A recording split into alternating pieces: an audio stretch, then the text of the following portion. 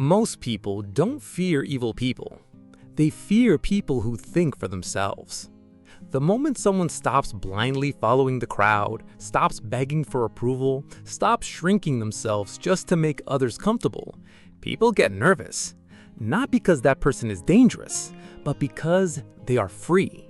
And freedom has always intimidated those who live inside invisible cages. A strong mind is unsettling. Not loud, not arrogant, just impossible to control. You can see this everywhere, in schools, workplaces, friendships, even families. The person who questions things too much is called difficult. The quiet person who doesn't need constant validation is called strange. The person who refuses to follow trends is labeled arrogant or disconnected. But deep down, people aren't reacting to confidence. They're reacting to independence.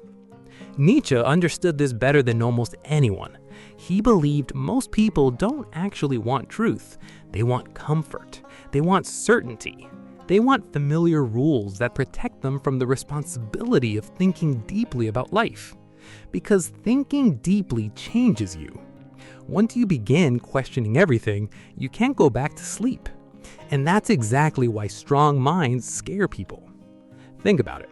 Most social systems are built on sameness. Dress like this, think like this, want these things, follow this timeline, go to school, get a job, fit in, stay quiet, don't make people uncomfortable. The system works best when people don't ask too many questions, but a strong mind naturally questions things. Not to rebel for attention, but because it cannot pretend forever. And the moment someone refuses to play along, others begin feeling exposed. Imagine a group of friends constantly gossiping behind people's backs. Then suddenly, one person stops participating. They stay calm. They don't insult anyone. They simply refuse to join the negativity. Almost immediately, the group becomes uncomfortable. Why? Because that one person silently forces everyone else to confront themselves. Strong minds do that without trying. Their presence alone becomes a mirror. And most people hate mirrors when they're avoiding themselves. Nietzsche often talked about the herd mentality, the human tendency to follow the crowd because it feels safer. Most people would rather belong than be authentic. They would rather be accepted than truthful. And honestly, that makes sense. Being different is exhausting. People punish individuality all the time. The child who asks unusual questions gets mocked. The artist is told to be realistic. The ambitious person is called obsessed. The quiet thinker is labeled weird. Society says it values originality, but most of the time it rewards obedience. That's why strong minds often feel lonely. Not because they hate people, but because shallow conversations start feeling unbearable. Fake energy becomes obvious. Forced social rules begin feeling ridiculous. A strong mind notices things other people ignore. It notices insecurity hidden behind arrogance. It notices manipulation hidden behind kindness. And it notices how many people build entire personalities around fitting in. And once you see these things clearly, it becomes hard to pretend you don't. That awareness creates distance, and not superiority, distance. Because the more conscious you become, the harder it is to connect with people who are committed to staying unconscious. And here's where things get even more interesting. Most people secretly admire strong minds while also resenting them. Look at history. Nearly every great thinker, creator, or innovator was misunderstood at first. People mocked them before praising them later. Why? Because strong minds disrupt psychological comfort. A person with a powerful mindset reminds others of their own limitations. And instead of confronting those limitations, many people attack the reminder. It's easier to call someone crazy than to admit they see something you don't. This happens in everyday life too.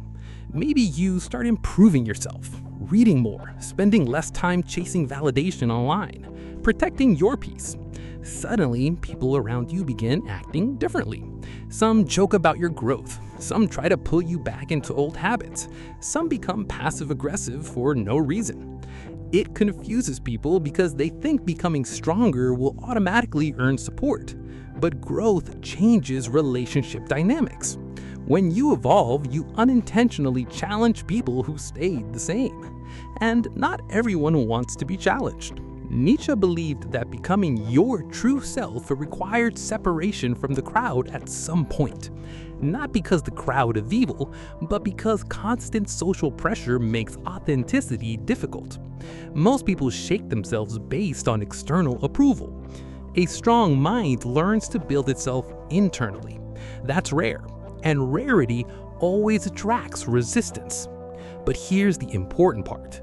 Having a strong mind does not mean becoming cold, emotionless, or isolated. That's a misunderstanding. Some people think strength means dominating others or acting superior. Nietzsche never admired weak arrogance pretending to be power. Real mental strength is quieter than that. A truly strong mind can sit alone without feeling empty. It can disagree without becoming emotional. It can walk away from disrespect without needing revenge. It can remain calm while others panic. That level of inner control is terrifying to people who are ruled by impulse and approval, because calmness is power, especially in a world addicted to chaos. And honestly, one of the biggest reasons people fear strong minds is because strong minds are difficult to manipulate. Think about how many systems depend on emotional reactions. Advertising manipulates insecurity. Toxic relationships manipulate guilt. Social media manipulates attention. Fear manipulates behavior. But when someone becomes deeply self-aware, manipulation stops working as easily. And people who benefit from controlling others hate that. A strong mind asks questions before obeying. It pauses before reacting. It thinks independently. That kind of person becomes unpredictable to a world built on predictable behavior.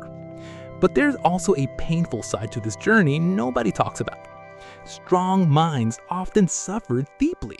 Not because intelligence automatically creates misery, but because awareness increases sensitivity. You begin noticing contradictions everywhere. You see how fake many interactions are. You realize how much fear controls human behavior. And sometimes that realization feels isolating. Nietzsche and Self struggled with loneliness for much of his life, but he believed suffering could transform a person instead of destroying them. One of his most famous ideas was this: he who has a why to live can bear almost any how. That means purpose creates endurance.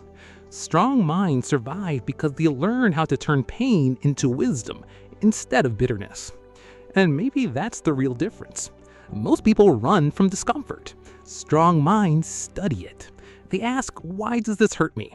Why do I seek approval? Why am I afraid of rejection? Why do I keep betraying myself just to belong? Those questions are dangerous because honest self-reflection changes people permanently. And the truth is, once someone begins becoming mentally strong, they usually lose certain relationships, habits, and identities. Not everyone will understand the new version of you. Some people only like the version they could control. That's difficult to accept, but it's real. Still, never shrink your mind just to make other people comfortable. Never apologize for thinking deeply. Never feel guilty for protecting your peace. The world desperately needs people who can think independently, remain calm under pressure, and resist the madness of blind conformity. That's real strength, not dominance, not attention, not pretending to be fearless, but the ability to remain you in a world constantly trying to reshape you. And maybe that's why strong minds are feared so much, because they remind everyone else that freedom is possible. If this video spoke to you, leave a comment saying, "I refuse to think like the crowd." And if you want more deep psychological insights inspired by Friedrich Nietzsche, make sure you like the video, subscribe, and join us for the next one.